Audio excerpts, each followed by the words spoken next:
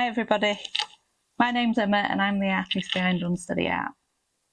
I do quite a lot of things: embroidery, sublimation, 3D printing, quite a lot to be honest. But today is dedicated to embroidery. So I did quite a lot of drawings when I was last on holiday, mainly geared around kids this time. So we've got unicorn, princess, tractor and car. So I've purposely done these so they can fit in a 15cm hoop, because when it comes to littler tops, they look very big, so at least then this should fit a little bit easier. It's the smallest one I've got at least. But even though they do fit on there, just to save a bit of time and annoyance with me, I'm doing it a little bit different. So I'm going to put them all on the 15cm mighty hoop. And the reason for that is because I've got a lovely t-shirt that's now ready for test material and an extremely long piece of stabilizer. What I'm going to try and do is, instead of doing it where I'm keeping hooping every time, I'm going to keep adding on. So as much as, yes, I'll be moving the hoop across, hopefully it's going to save a bit of time having to size up and things like that, and I'd use a lot less material doing it. So let's try and hoop this up and let's get on with it. So start from beginning. Usually I'll put the hoop underneath. So as near to possible, also as near to possible on here. So I'm trying to do it so all the way through it's got stabilizer. Little bit of a gap there between, but I can understand that, and to be honest, it's a little bit of fabric and a hell of a lot of room, so I'd save that anyway. So I've got down there, that's there.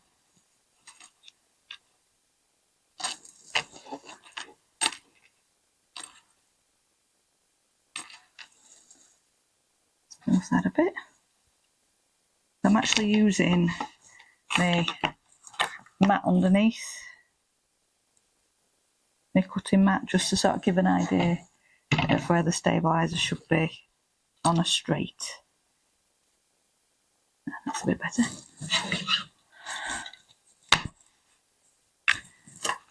So as usual, always a little bit there, but I kind of expected that as well.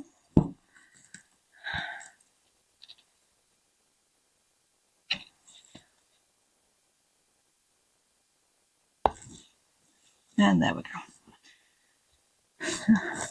There's going to be a bit to deal with today, but it's better than hooping a t-shirt normally.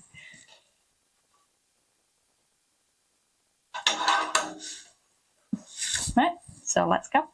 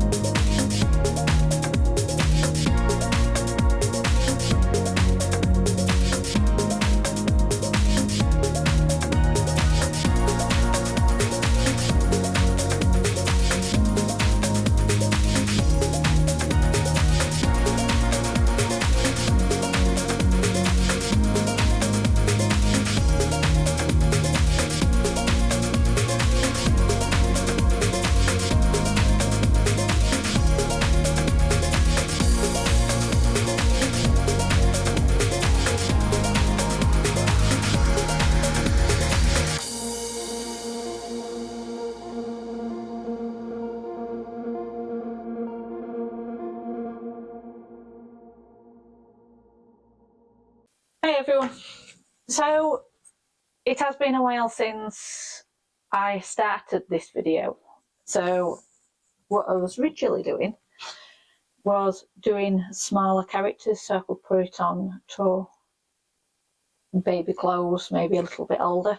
So I started off doing the unicorn, and safe to say it went horribly wrong. Hopefully you can see this, if not I will put an image somewhere around here.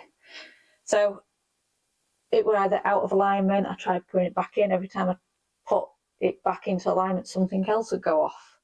So I've made the design a little bit bigger, I've made the black lines thicker, so hopefully it'll cover a bit more of the sins. It doesn't help obviously t-shirt material and a very dense unicorn.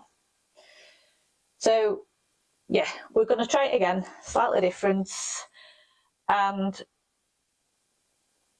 well, the only thing I can do is let's get on with it. So I'm going to do the same thing as what I did with that. So I've got lots of little snippy pieces from the last time I did this. And yeah, that'll do. So I do tend to buy, if I'm needing certain material, the from charity shops, things like that, because I like to try and do the part really to say that there's loads. Hopefully this time around I'm not going to come up a cracker with the other one.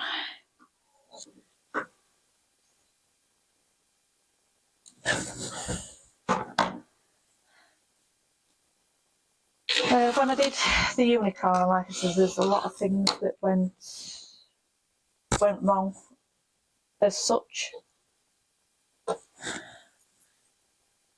The placements were ever so slightly out. I had things overlapping when I did start to try and re-overlap them.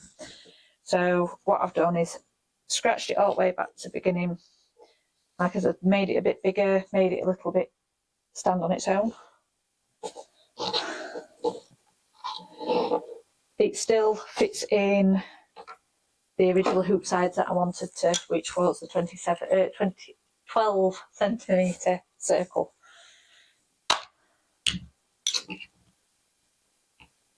There for a change, it went first time. Yay! Someone must be looking out for me today. So yeah, just sort of getting through it all, seeing how it goes. I'm babbling, so let's get on with it. So let's go.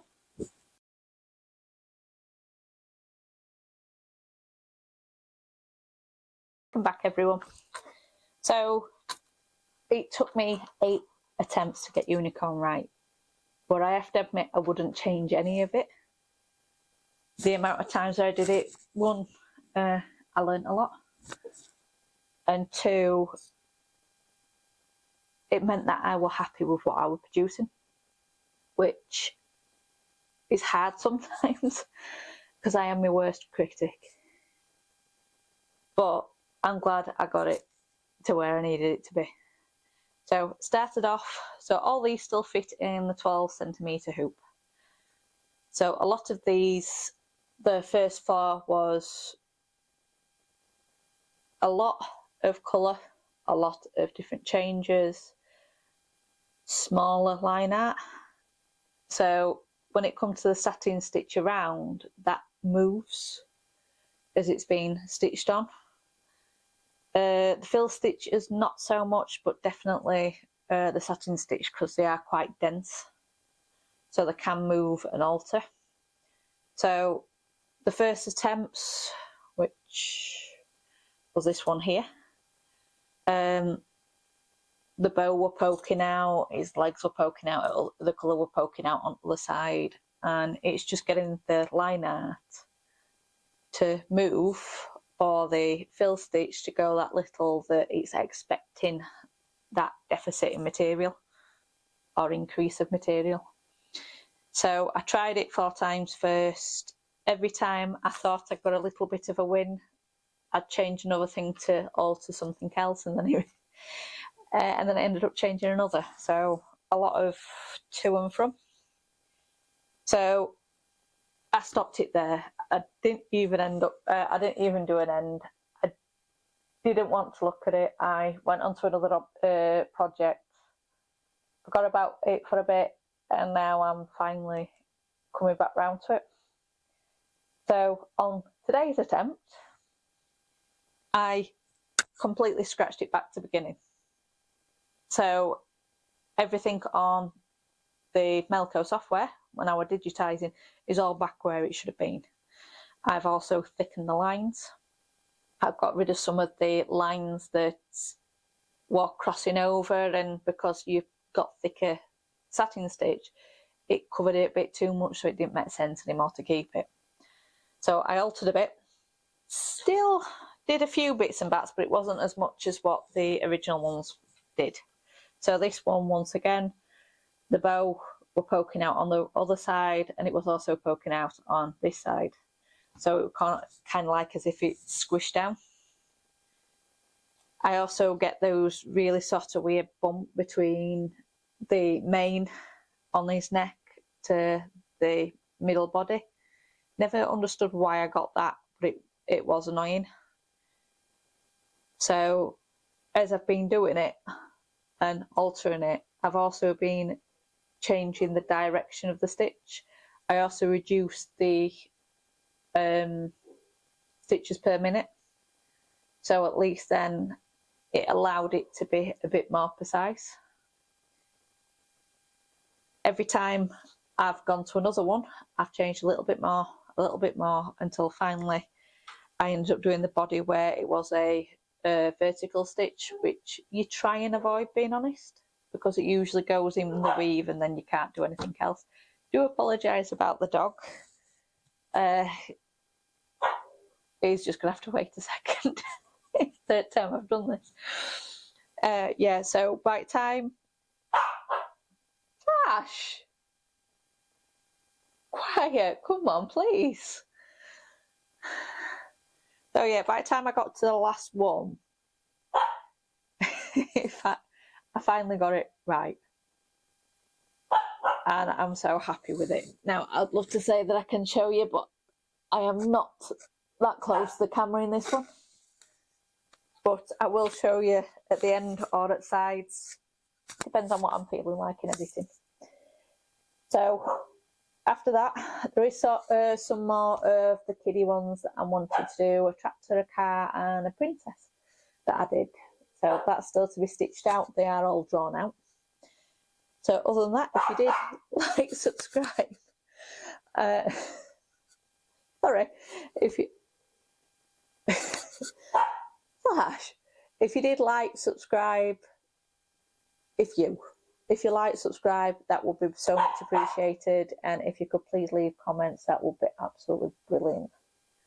So thank you and goodbye.